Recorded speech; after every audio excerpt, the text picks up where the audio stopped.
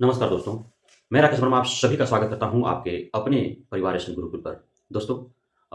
पता नहीं क्यों सिर्फ बिहार में ही नहीं पूरे भारतवर्ष में शिक्षा विभाग, शिक्षक भर्तियों एवं शैक्षणिक, प्रशैक्षणिक जो डिग्रियाँ हैं, कोर्सेज़ हैं, डिप्लोमा हैं, उसे लेकर के वर्षों से प्रत्येक राज्यों के हाई कोर्ट के साथ-साथ सुप्रीम कोर्ट में भी सैकड़ों की तादाद में याचिकाएँ जो है लंबित हैं और नित नए जो हैं याचिका दायर किए जाते हैं, केसेज़ किए जाते हैं। और आप सभी बीपीएससी के द्वारा जब से नई नियमावली ला करके शिक्षकों की भर्ती हेतु प्रक्रिया प्रारंभ करने के बाद जो है या घोषणा माननीय मुख्यमंत्री जी के द्वारा किया गया है या फिर बिहार सरकार के द्वारा किया गया। अब इस ओर जब कदम बढ़ाए गए, उसी समय से ही जो है वो कई केसेज़ जो है पटना हाई कोर्ट में दायर कर दिए गए हैं, याचिकाएँ दायर कर दी गई हैं। बीपीएससी टीआरई 1 को भी लेकर के दर्जन भर केस जो है वो पटना हाई कोर्ट में दायर हैं। बीपीएससी टीआरई 2 को लेकर के भी आधा दर्जन केस अब तक हो चुके हैं। इसी में एक नया केस भी देखने को मिल रहा है और यह काफ़ी हद तक सही भी है। भाषा अर्हता शून्य करने को लेकर के बीपीएससी टीआरई 2 में सम्मिलित जो है लाखों अभ्यर्थी उससे प्रभावित हैं, उससे आहत हैं और उन्हें तकलीफ है कि हो सकता है कि भाषा अर्हता यदि उस आधार पर जो क्वालिफाइंग मार्क्स लाने थे उसके आधार पर यदि मेरिट लिस्ट तैयार किए जाते तो शायद कुछ अन्य लोगों को फ़ायदा मिलता और कुछ जो भाषा विषय में क्वालिफ़ाई भी नहीं कर पाए हैं, लेकिन उनका मेरिट लिस्ट में नाम दर्ज है और वे आज शिक्षक बन जो है वो विद्यालयों में सेवा देंगे, नियुक्ति पत्र उन्हें प्राप्त हो जाएगा, विद्यालयों में योगदान हो जाएगा। लेकिन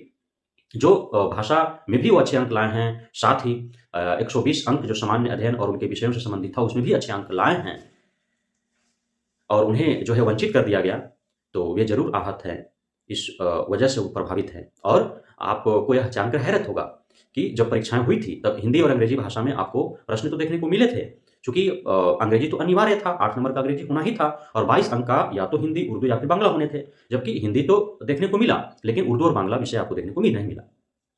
अब उसमें जो है अब फ़ायदा तो बांग्ला और उर्दू वाले को होना चाहिए था क्योंकि उनकी वजह से हटा दिया गया। वो नहीं भी भाषा की परीक्षा दिए, फिर भी उनका रिज़ल्ट दिया गया। लेकिन ये अप्रत्यक्ष रूप से जो है ये फ़ायदा नहीं, चाहे वो हिंदी भाषी हों, चाहे उर्दू भाषी हों, चाहे बांग्ला भाषी हों, उन सभी को नुकसान पहुँचा है। और अब जो है हिंदी उर्दू और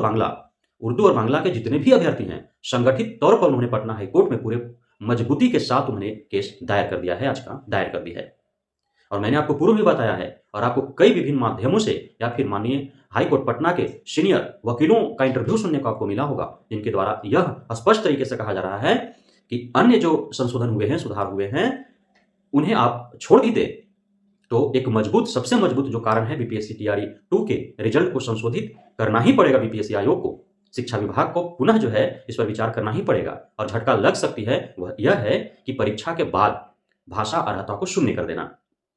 और इसके विरुद्ध जो है कोर्ट के दरवाजे खटखटाए जा चुके हैं और भाषा अर्हता शून्य करने के विरोध में सिर्फ एक नहीं, कई याचिकाएँ दायर की गई हैं। हिंदी भाषी अभ्यर्थियों के द्वारा भी और उर्दू बांग्ला भाषी अभ्यर्थियों के द्वारा भी। और यह एक मजबूत कड़ी है, यह एक मजबूत साक्ष्य है, तथ्य है,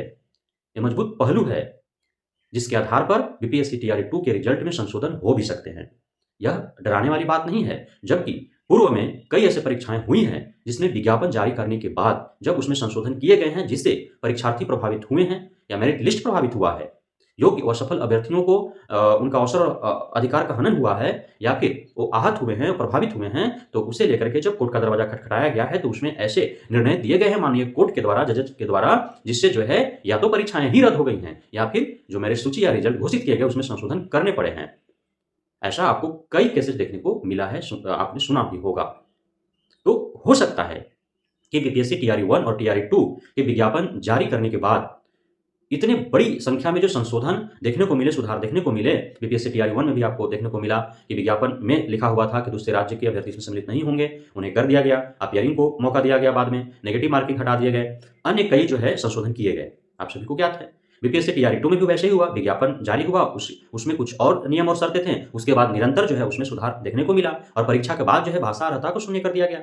जबकि ऑलरेडी संशोधन हुए थे, बीपीएससी टीआरई 1 में आपको अलग से भाषा का परीक्षा 100 अंक का देना पड़ा था, जिसमें 30 अंक लाना अनिवार्य था। लेकिन उसको जो है अब 120 की जगह पर 150 अंक का कर दिया गया और 30 अंक का भाषा जो है उसी में ऐड कर दिया जाए, जिसमें 8 नंबर आपको लाना अनिवार्य था। तो संशोधन तो हुए थे। तो उसी समय यह भी संशोधन किया जाना चाहिए था कि भाषा का परीक्षाएँ ही ना लें, जब भाषा अर्हता शून्य ही करना था तो। लेकिन परीक्षा हो जाने के बाद ऐसे जो है वो संशोधन करने वो तो है असंवैधानिक है, गैरकानूनी है। तो इस पर तो है माननीय हाईकोर्ट पटना जो है इस पर ज़रूर ही कड़ा रुख अपनाएगी और बिहार सरकार भी इससे आपको दिशा निर्देशित कर सकती है, इसलिए कि संशोधन हो। तो संशोधन जब होगा तो काफ़ी उलट-फेर देखने को मिलेगा भी आपको। लेकिन